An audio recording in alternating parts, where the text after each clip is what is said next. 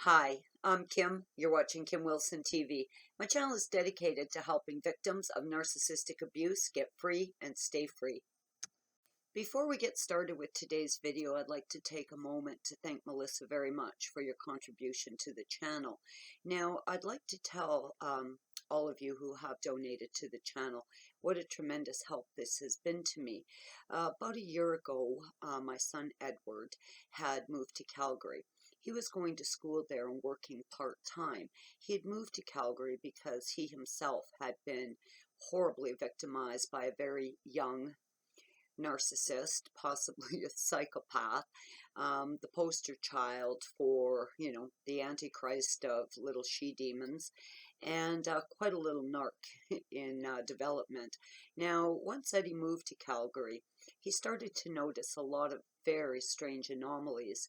In fact, we both had started to do some research on targeted individuals, and I did that video really to try and shine some light on what was happening to my son Edward. Your contributions to the channel have just made it possible for me to get Eddie home. Eddie got home a couple of days ago, and as soon as he's feeling a bit better, I'd like to introduce him to all of you. So thank you very much. Now, many times we've tried to explain gaslighting and have watched videos about gaslighting and the impact it can have on a victim. Gaslighting had a very profound impact on me, and I want to talk about that today. Typically, throughout my lifetime, I've been a pretty reasonable person. I like to base my judgments on evidence, facts, and logic. I like 1 + 1 = 2. And all of a sudden, I found myself in this horrible relationship with Trevor, constantly being subjected to a very insidious form of abuse called gaslighting. Now, as most of you know, gaslighting is a covert manipulation that causes the abused to doubt their sense of reality, doubt their sense of truth, and to really question themselves and question their beliefs and question what they're seeing. Now, for me, always depending on logic and reason, gaslighting was very new to me, and I really didn't know what was happening, but I did find myself very readily buying into it. Trevor was constantly saying I was the problem. All of the problems stemmed with me. I had no ability to love him. I didn't know how to love at all. I was crazy. I was mentally ill. I was sick. I needed medication. There was no way for me to love him the way he needed to be loved. And basically, I couldn't do a bloody thing right. And of course, this transformation in my thinking didn't happen in one day. It happened slowly, methodically, over a period of time where I had absolutely bought into this horrible, horrible form of abuse. I started to believe it was me. In fact, most of my waking hours were spent thinking, how could I have become like this? How could I have become such a horrible partner? Have I become insensitive? Have I become detached from reality? Why am I unable to recognize the horrible person I've become? I mean, I was absolutely perplexed by this. I had no way of getting my head around it. But all of my focus had been directed at me, about what I needed to change, about how I needed to be a better partner.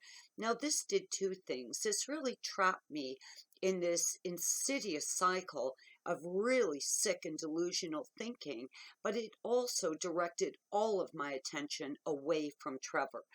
All of my thoughts were on how I can improve myself, how I could be a better partner. Never once did I question how he could be a better partner. I had bought it, lock, stock, and barrel. I was the problem. And to be honest, I think in that time, I felt somewhat empowered by this belief system. I believed since I was the problem, I could fix it. I had the power to fix it because it was me.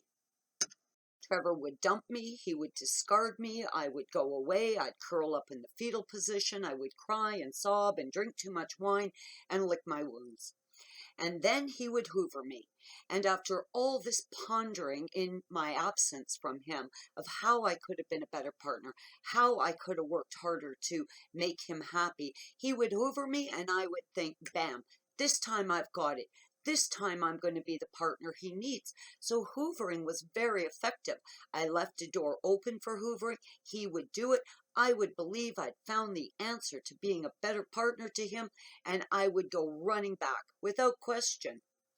And I think this is going to be true for any empath.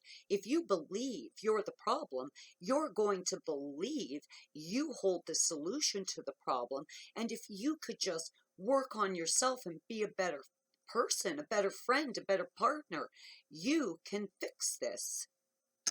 I think this extremely corrupted thinking, this extremely sick belief about myself had made it so easy for me to be hoovered. It probably is the core reason why I went back so many times. Then, in a split moment, there was a crack in the darkness and some light started to shine in on me. And I said, whoa, hold your horses, Captain Chaos.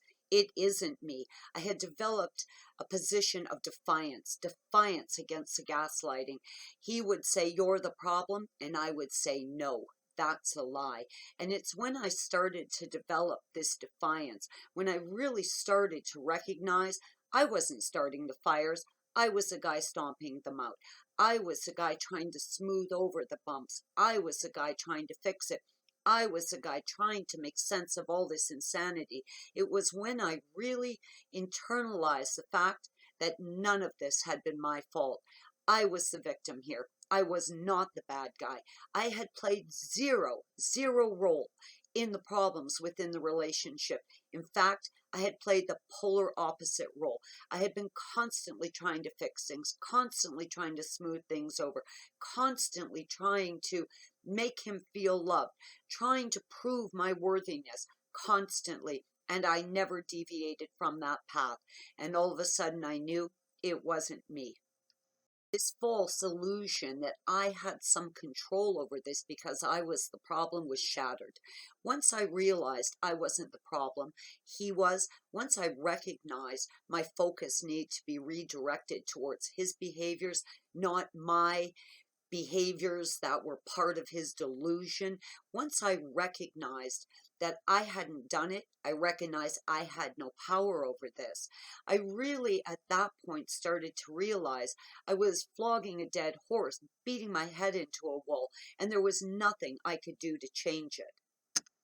This almost instant recognition that I was completely powerless in an absolutely insane, crazy-making state of mindfuckery is what really spurred me on to start my exit strategy.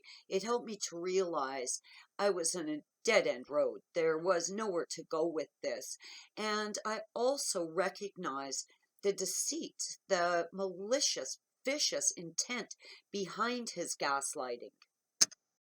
When I was believing that I had some power to change it, I think I felt very enslaved to that belief system, like I was obligated, like it was my responsibility somehow.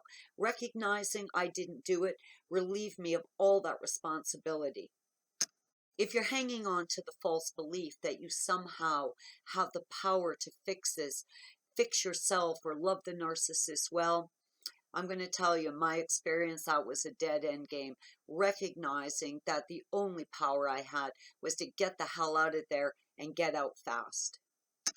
Not recognizing gaslighting for the abuse it was kept me trapped. It drew me back over and over again, and recognizing that I was being gaslit, that I was in a state of total confusion, delusion, and mindfuckery ultimately set me free. Gave me the moment of clarity that I needed to try and get my head around the fact I needed to get out of there. Guys, I'm Kim. You're watching Kim Wilson TV. I hope you guys are having a great narc-free day.